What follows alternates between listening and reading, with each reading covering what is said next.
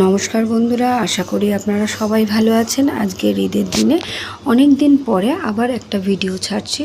সময়ের ভীষণই অভাব, তো এডিটিং করতে প্রবলেম হচ্ছে, তো এই কারণে কন্টিনিউ আমি করতে পারি না। তো অনেক দিন পরে আজকে ঈদের দিনে ভাবলাম আমার ছুটি আছে, তো কিছু তো একটা করতে হবে। তো ঘরের কাজের সঙ্গে সঙ্গে ভাবলাম অনেক ভিডিও রয়েছে জমা করা, তো তাদেরই মধ্যে একটা ব্যস্ততম দিন, যেটা সবার জন্য হয়তো খুবই হালকাকর জিনিস, সবার জন্য বলছি না, মানে অনেকের জন্যই হয়তো আরামদায়ক দিন, কিন্তু আমার জন্য ভীষণইভাবে ব্যস্ততম। সেটা হচ্ছে আজকে রোববার, তো সানডে ইজ নট ফান্ডে। আজকের দিনে মানে আমার প্রথমত সকালবেলার দিকে জয়নগর যাওয়ার থাকে। জয়নগর থেকে ফিরতে ফিরতে 3টে সাড়ে 3টে, তারপরে জলের কাজ থাকে। জলের কাজ বলতে আপনারা অন্য কিছু ভাবেন না, কারণ সারা সপ্তাহ জলটা একটা দিনে আমি ভরে রাখি। তো রোববার দিন বিকালবেলা যেহেতু আমি ঘরে থাকি, তো সেই দিন বিকালবেলাটাই আমি খাবার জলটা ভরে রেখে দিই। আর অন্য দিন বিকালবেলা খাবার জল আসে, কিন্তু আমি যেহেতু থাকতে পারি না, আমার টিউশন থাকে, স্কুল থাকে, তো স্কুল থেকে টিউশন করে আস্তে আস্তে অনেকটাই রাত হয়ে যায়, আর সকালবেলার দিকটা খাবার জলটা দেয় না। তো একমাত্র রবিবার বিকালবেলাটুকুনি থাকি, তো সেই দিনই আমি চেষ্টা করি সারা সপ্তাহের খাবার জলটা ভরে নেওয়ার জন্য।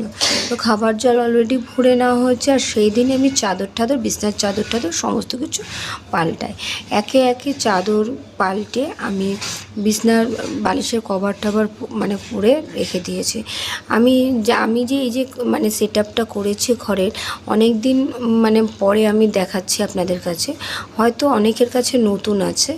তো এটা করেছি, কিন্তু এটা ক্ষণস্থায়ী, আবার কিছুদিন পরে হয়তো আবার চেঞ্জ হয়ে যাবে, আর পরের ভিডিওতে হয়তো সেই চেঞ্জেসটাই আপনারা দেখতে হয়তো পারেন। তার কারণ হচ্ছে, সেই জন্য আপনাদের আমি দেখিয়ে দিচ্ছি। এখন যেরকম আলমারি, ড্রেসিং টেবিল, ফ্রিজ রেখেছি, আর ওপাশটা আমি দুটো চেয়ারটাকে সোফা মতন করে রেখে দিয়েছি, যাতে লোকজন আসলে বসতে পারে। কিন্তু আমাদের মতন বাঙালি ঘরে যতই আলমারি থাকুক আর থাকুক, কিন্তু একটা চেয়ারে যে জামা কাপড় থাকবে না বা ব্যাগপত্র থাকবে না, এটা কখনোই হতে পারে না। তো আমার ঘরও কিন্তু বাদ যায়নি। বিছনার চাদর পাল্টে নিয়েছে যেরকম, সেরকম আবার পর্দাগুলোও আমি চেঞ্জ করে দিই, কারণ আজকে ছাড়া তো সময় হয় না অন্যদিন কাচবার জন্য। তো চেষ্টা করি যতটা পারি আজকের দিনে ঘরদোর ঝেড়ে পুছে পরিষ্কার করি। তো আমার মতন কারা কারা আছেন এমন রোববার করে ঘরদোর পরিষ্কার করেন না? আমি বলছি না অন্যদিন করেন না, অন্যদিনও করেন, কিন্তু সারা সপ্তাহে বুঝতেই পারছেন সময় না পাওয়ার ফলে সপ্তাহে যেইটুকুনি সময় পাওয়া যায় সেইটুকুনি সময়ের মধ্যে মানে এই যে জিনিসগুলো কাজে লাগানো। কারা কারা রোববার দিন চাদর পাল্টান, তো আমি সেই হিসাবে বলতে চাচ্ছি। তো আজকে চাদর তো পাল্টে নিয়েছি, আর অন্যদিন আমি ঝাড়া পোছা করি, মোছামুছি হালকার উপর দিয়ে আমি ঝাড়া পোছাগুলো করে নিই। আর এই যে পরপর বালিশ সাজিয়ে রেখে দিচ্ছি। এরপরেই হচ্ছে রান্নার দিকে চলে যাব। তো রান্নায় আমি বেশি কিছু করতে পারি না, সবজিটা ভীষণই কম আসে আমার ঘরে। অন্যান্য মানে থেকে মাছ, মাংস আর ডালটা করে রেখে দিই। বড় সবজি টবজি আসলে অন্য দিন হয়তো করলাম। আর এটা দেখছেন লেপটা, তবে ভাববেন না যেন এটা মানে এই এখনকার এটা কোনো একটা সানডের দিনে তোলা, শীতের সময়। তো ওই শীতের সময় জিনিসটা আমি মানে ক্যাপচার করে রেখে দিয়েছিলাম, কিন্তু সময়ের অভাবে সেটা ছাড়তে পারিনি। তো সানডের দিন আরও একটা যেটা কাজ করে থাকি আমি, সেটা হচ্ছে সারা সপ্তাহে কী শাড়ি পরবো না পরবো সেগুলো সাধারণত আমি বের করে রাখি। তো আজকের দিনে এই যে আলমারির দেখছেন, এই পাশের পোর্শনটায় হচ্ছে মানে এই যে সেকেন্ড তাকে যত শাড়িগুলো আছে সেইগুলোই হয়তো তার মধ্যে দিয়ে আমি ঘুরিয়ে ফিরিয়ে সারা বছর পরতে থাকি। তো কোন শাড়িটা পরবো আগে যদি বের করে রেখে দিই, তাহলে সোমবার সারা সপ্তাহ আমাকে মানে করতে হয় না, দৌড়াতে হয় না যে আমি কালকে কী শাড়ি পরবো, কারণ অত সময়টা থাকে না। সময়টা থাকলে এখন মনে করি যে একটু রেস্ট নিয়ে নিই, কারণ ধকল তো কম পড়ে না একটা হাতে, বুঝতেই পারছেন সমস্ত দিক দৌড়ানো, বাজার ঘাট থেকে থেকে সমস্ত কিছু, ঘরে বাইরে সমস্ত কিছু সামলানো। তো যাই হোক, শাড়ি, সায়া, ব্লাউজ সমস্ত মানে একই সঙ্গে ম্যাচিং করে রেখে দিই, যাতে আমার অন্য দিন সায়া ব্লাউজের জন্য আবার অন্য জায়গায় যে না এই সায়াটা নেই বা ওই ব্লাউজটা নেই। তো সায়া ব্লাউজ বের করে রেখে দিয়েছি। আর এই যে কিছু কিছু মোজাও রেখে দিয়েছি। অনেক সময় না এই ছেঁড়া অনেক ছেঁড়া মোজা দেখবেন অনেক কাজে লেগে যায়, ঘরের বিভিন্ন ধরনের কাজে লেগে যায়। তো মোজাগুলো এক জায়গায় থাকলে কী হবে, সেই কাজ থেকে কিছুই না, বাসন টাসনে অনেক সময় দেখবেন মাজার পরে অনেক সময় কাদা লেগে থাকে। তো এই ছেঁড়া মোজাগুলো যদি একটু কাজে লাগিয়ে করা যায়, বা অনেক বিভিন্ন ধরনের ছোটো ছোটো জিনিসও করা যায়। ধরুন এক পাটি মোজা ভালো আছে, এক পাটি মোজা ছিঁড়ে গেছে, সেই এক পাটি মোজাটাকে কাজের যেভাবে লাগানো যায়। তো আমি হয়তো তার জন্য কোনো দিন কোনো ভিডিও করিনি নিজের ইচ্ছে মতন, কারণ অত তো ভিডিও এমনিই ভিডিও করে যেগুলো সেগুলোই টাইম পাই না। আর ফাংশানের ভিডিও প্রচুর রয়েছে, এর মধ্যে তো কতগুলো ফাংশান হয়ে গেল জানেন তো। আমাদের স্কুলের অ্যানুয়াল স্পোর্টস ডে হলো, তারপরে হলো বসন্ত উৎসব হলো। তো আমার স্টুডেন্টরা তো সবাই আমাকে জিজ্ঞেস করছে, ম্যাম কবে ছাড়বেন ভিডিও? বললাম ছাড়বো বাবা, একটা একটা করে ছাড়বো। আগের ভিডিওই এত জমে গেছে যে আমি আর করতে পারছি না। আর প্রচণ্ড ড্রয়ারটা পুরো চাপ একদম। তো সেই অনুযায়ী এত ঠেসে ভরতে হচ্ছে, কিছু করবার নেই। দিনকে দিন জামাকাপড় বেড়েই যাচ্ছে, যতটা পারি করে রেখে দিই।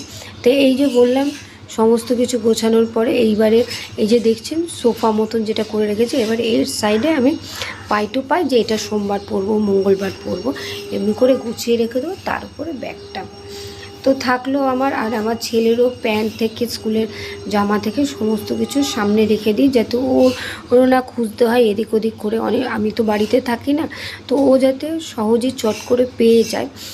ওরও স্কুলের ড্রেস থেকে বাড়িতে কোনটা পরবে এসে, সেগুলো আমি গুছিয়ে রাখবার চেষ্টা করি। তো আজকের দিনে শুধু কাজই করে যাব, হয়তো সামনাসামনি ভিডিও কপি আসতে পারবো না। তো এরপরে বিছনাপত্র গুছিয়ে নিয়ে আমি ফার্নিচার সব মুছে টুছে নিয়েছি। নেওয়ার পরে আমি চলে এসেছি রান্নাঘরে। ততক্ষণে মাংস আর মাছটা বরফ ছাড়াতে দিয়ে দিয়েছি।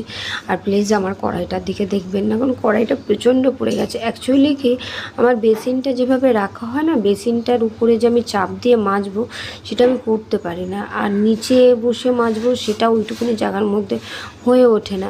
তো কড়াইটার জন্য নোংরা কালো হয়ে যাচ্ছে। আর আমি ইচ্ছা করে আরও যতটা পারি কালো করে রেখে দিচ্ছি, কারণ ওটা কালো হয়ে গেলে না ভাজা পোড়া করতে বেশ সুবিধা হবে।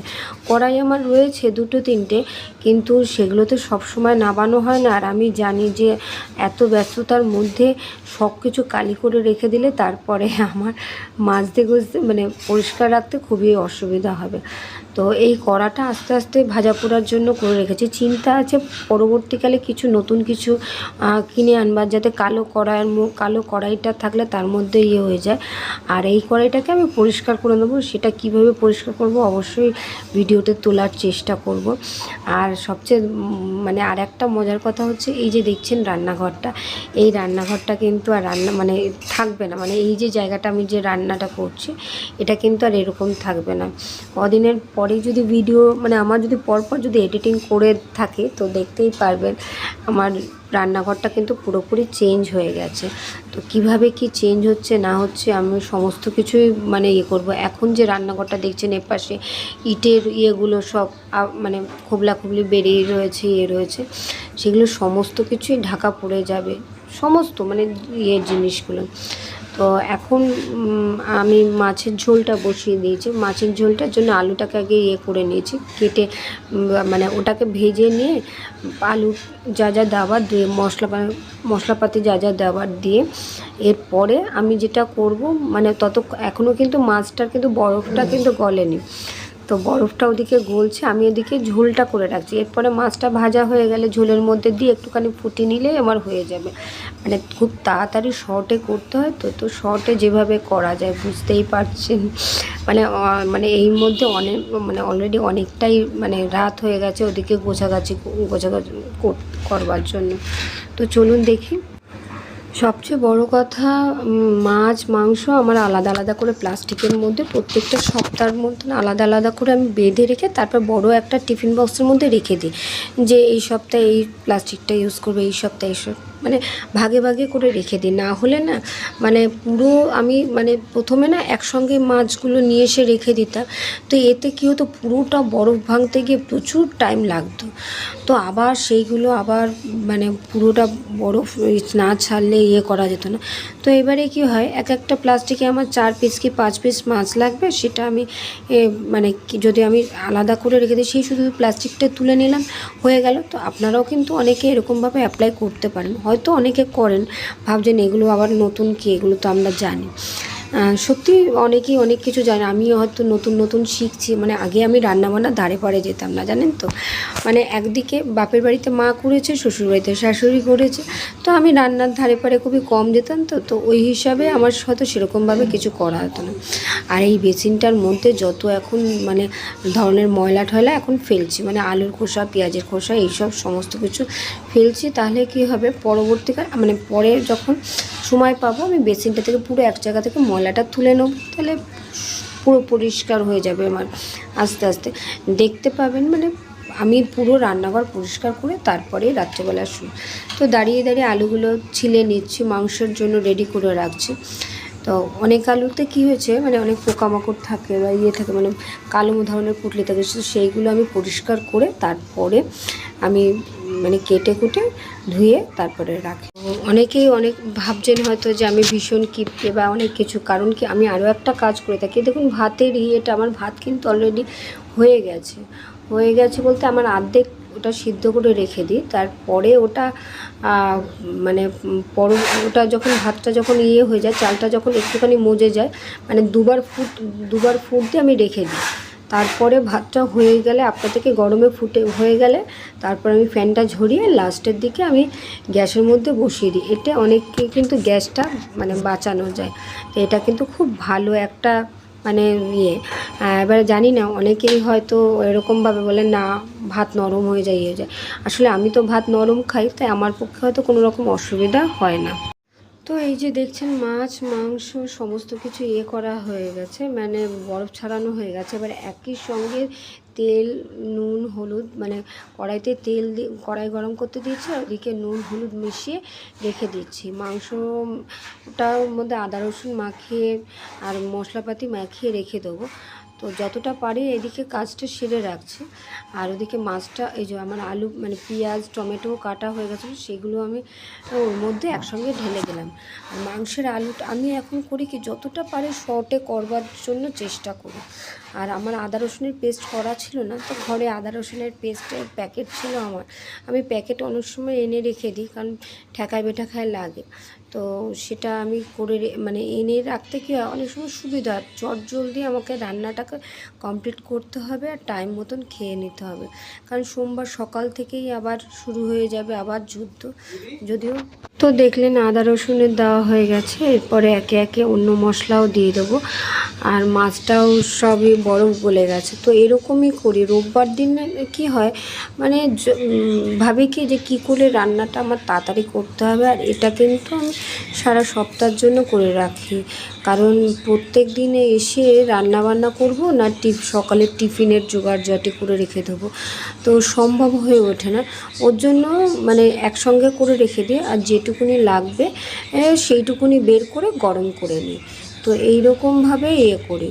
আর যেহেতু বাড়িতে জলের মানে অন্য কোনো ব্যবস্থা নেই, কল সিস্টেম নেই, তো আমাকে যতটা পারি মানে মাছ, এই যে মাছে হাত দিলাম, অনেকে হয়তো ভাববেন যে হাত ধোবো না বা করবো না, আমি ওই জল তুলে তুলে নিয়েই আমাকে কিন্তু কাজ করতে হয়। আর এবারেও যদি মানে যে সারপ্রাইজটা যদি দেখেন, তো ওখানেও কিন্তু ওই একই রকম ব্যবস্থা থাকবে, আলাদা করে কিছু থাকবে না। তো ওটা তো হয়ে গেল, আমার মাছের ঝোলও আমার কমপ্লিট হয়ে গেল। যেহেতু মাছের ঝোল, কারণ একটা করেই হচ্ছে খুবই হালকার উপর দিয়ে, যাতে সকালবেলার দিনটা আমার মানে কোনো রকম কোনো মশলাপাতি ছাড়া, আর আমরা রাত্রিবেলা একটু রিচ খাবার খাই। তো এই যে অলরেডি মাছের ঝোল হয়ে গেছে, আর মাংসের আলুগুলোও ভেজে নিয়েছি। তো এর মধ্যেই কিন্তু আমি মাংসটাকে দিয়ে দিলাম। এবার যতক্ষণ না পর্যন্ত পুরো কষে যাচ্ছে ততক্ষণ পর্যন্ত কষতেই থাকি। আর এই যে দেখুন রান্নার ফাঁকে এই যে ঘরটাকে দেখালাম, গোছানো লাগছে, খুব সুন্দর লাগছে না? তো এই করি। আর এরপরে আমার এই যে ভাত ডাল সমস্ত কিছুই হয়ে গেছে, মাছের ঝোল করা হয়ে গেছে। তো আপনাদের সেটাই তুলতে, আর মাংসটাকে আমি করতে দিয়েছি, তাই বাটিতে করে রেখে দিচ্ছি যেটুকুনি লাগবে। আর মাংসটা ততক্ষণ কষে আমি জল দেওয়া হয়ে গেছে, সেটা অবশ্য পুরো তুলিনি। তো আমার এই যে খাওয়া দাওয়া অলরেডি হয়ে গেছে, আপনাদের আলাদা করে তরকারি তুলে রেখে দিয়েছি সেটুকুনি দেখলেন। আর খাওয়ারটা আমরা দেখে এরপরে হচ্ছে আমি গ্যাসটা মুছে আর কি পরিষ্কার করে রাখবো। তো যদি আমার খাটুনির মনে হয় যে হ্যাঁ আমি খাটছি বা কষ্ট করছি, অনেকেই করেন, তবুও তার মধ্যে যদি মনে হয় তো অবশ্যই লাইক শেয়ার সাবস্ক্রাইব কমেন্ট করে জানাবেন। আর আমার ভিডিওটি কেমন লাগলো সেটাও অবশ্যই জানাবেন। আর ওদিকে ছেলে চলে এসেছে, ছেলের সাথেও বকর করছে, এতক্ষণ ধরেও ও করেনি, মানে আসেনি, তো ওর উপরে একটু রাগারাগি করছিলাম, সেটা অবশ্য মিউট করেই রেখে দিয়েছি। কারণ ও না মানে এমন অবস্থা ঠিক মতন পড়তেও যাচ্ছে না, পরীক্ষার সামনে, তার মধ্যে খেলে দুলে বেড়াচ্ছে, তো সেরকম করলে তো হবে না, ওকে তো বুঝতে হবে।